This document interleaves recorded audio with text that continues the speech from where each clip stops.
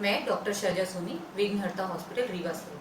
आपको पीसीओडी या पीसीओएस जो कि कॉमनली एक ही चीज़ें हैं, लेकिन जब वो इनिशियल स्टेज में होता है जो तो हम उसे पीसीओडी कहते हैं, और उसके बाद की कंडीशन को पीसीओएस कहते हैं। इसका फुल फॉर्म आप ऐसे समझ सकते हैं: पॉलीसिस्टिक ओवेरियन डिसऑर्डर और पॉलीसिस्टिक ओवेरियन सिंड्रोम।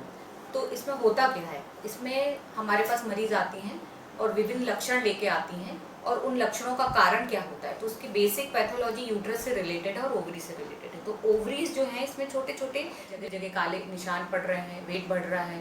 तो ये कुछ इसमें जब ये ओवरी से डिजीज शुरू होती है तो मेटाबॉलिक होते हुए हार्मोनल डिसबैलेंस करती है। यदि हम इसमें क्या है, तो कुछ तो जेनेटिक फैक्टर्स होते हैं, जैसे यदि माँ को ऐसे कुछ रहा हो तो आपको अगली बेबी को ये होने की ज़्यादा समस्या है। कुछ इन्वायरमेंटल कॉजेज होते हैं, जैसे कि हम अपना खाना या लाइफ स्टाइल ख़राब कर लेते हैं, बहुत ज़्यादा जंक फूड, बहुत ज़्यादा प्रोसेस्ड फूड खाते हैं, उसके कारण होता है। इसमें इंसुलिन रेजिस्टेंस या ओबिसिटी, इसके कारण भी पीसीओडी होता है। तो ये इन हैंड चलता रहती हैं सब चीज़ें, और उसके कारण आपकी इसमें सिस्ट बन जाती हैं। तो हम जो जांचें कराते हैं, इसमें जांचों में सबसे पहले हार्मोन्स की जांचें होती हैं कि हार्मोन का level LH, FH, serum prolactin, thyroid, androgen का लेवल क्या है, जो मेल हार्मोन वो कितने बढ़ गए हैं।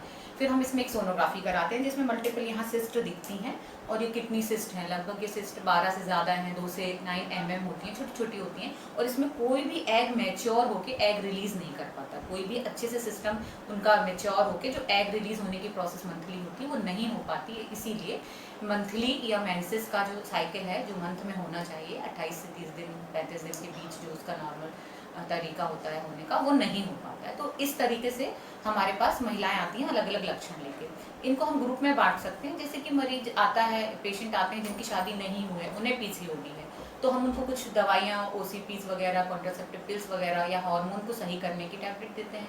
कभी कभी एंड्रोजन को ठीक करने के लिए, या इंसुलिन इनसेंसिटिविटी जो हो गई है उसको, रेजिस्टेंस हो गया है इंसुलिन, उसको ठीक करने के लिए दवाइयाँ देते हैं।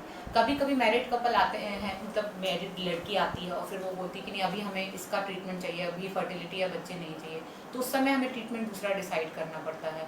फिर कभी ये इसलिए भी आते हैं इनफर्टाइल कपल कि हमारे बेबीज़ या बच्चे नहीं हो रहे, इश्यूज़ नहीं हो रहे, तो हमें उसको उस तरीके से ट्रीट करना पड़ता है। तो इसका जो अब क्या ट्रीटमेंट होगा किसी का, तो एक वो अप्रोच उसकी हर एक पेशेंट के लिए दूसरी हो सकती है, लेकिन कॉमन कुछ दवाइयाँ हैं जो इसमें हार्मोन को करने। ब्लैक्स बन जाते हैं या बलून्स जैसे बन जाते हैं, उनको हम सिस्ट कहते हैं। ठीक है, ये बबल्स जैसे दिखते हैं। ठीक, तो इसमें लक्षण जो होते हैं, हमारे पास अलग अलग ग्रुप की महिलाएं आती हैं। ठीक है, वो अलग अलग लक्षण लेके आती हैं, जैसे कि ये फर्टिलिटी वाले ग्रुप मीनार्की से लेके प्री मेनोपॉजल तक कभी भी हो सकता है। मीनार्की यानी फर्स्ट पीरियड जब स्टार्ट होता है, तो इसके जो लक्षण होते हैं वो शुरुआत में यही होते हैं कि हमको महीना कम आ रहा है, या फिर डिले आ रहा है, 2 महीने में, 3 महीने में एक बार आ रहा है, किसी किसी का वजन बढ़ रहा है, और बालों की ग्रोथ, हेयर पे या हेयर ग्रोथ जिसे कहते हैं, दाढ़ी पे, इधर इधर वाले एरिया में, बैक में, इसमें हो रहा है, गर्दन का कलर काला हो रहा है, या जगह जगह काले निशान पड़ रहे हैं, वेट बढ़ रहा है।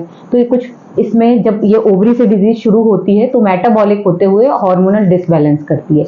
यदि हम इसमें जांचें करें, बायोकेमिकल जांचें करें, तो बायोकेमिकल जांच में हम देखेंगे कि इसमें आपके हार्मोनल टेस्ट सब बदल जाते हैं, जैसे कि LH, FSH का लेवल, सीरम प्रोलैक्टिन का लेवल, थायराइड का लेवल भी, और टेस्टोस्टेरोन या एंड्रोजन की जो मात्रा होती है, जो मेल हार्मोन है, वो इसमें बढ़ जाता है इन सिस्ट के कारण। तो महिला को उस तरह के लक्षण होते हैं। तो जो हमारे पास अधिकतर लड़कियां आती हैं, तो कभी कभी कम उम्र की लड़कियां भी आती हैं, और कभी कभी हमारे पास बिना मैरिज के, बिफोर मैरिज महिलाएं आती हैं, और कई बार आफ्टर मैरिज आती हैं। तो उनको हम 2 ग्रुप में ट्रीटमेंट करते हैं।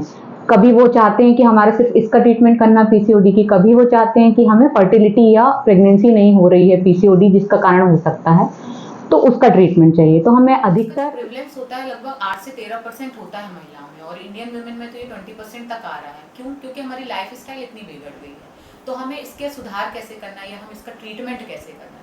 तो ट्रीटमेंट के लिए सबसे पहले हम जेनेटिक कॉज को तो नहीं बदल सकते, लेकिन अपनी लाइफ स्टाइल का बहुत अच्छे से मॉडिफिकेशन कर सकते हैं। तो जब आपको इतना ज़्यादा लेवल हार्मोन्स के गड़बड़ हो जाते हैं तो हम हार्मोनल ट्रीटमेंट देते हैं।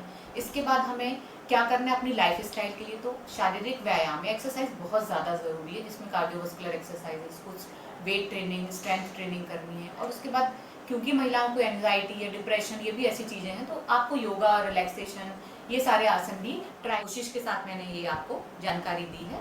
प्लीज़ देखिए, सब्सक्राइब करिए एंड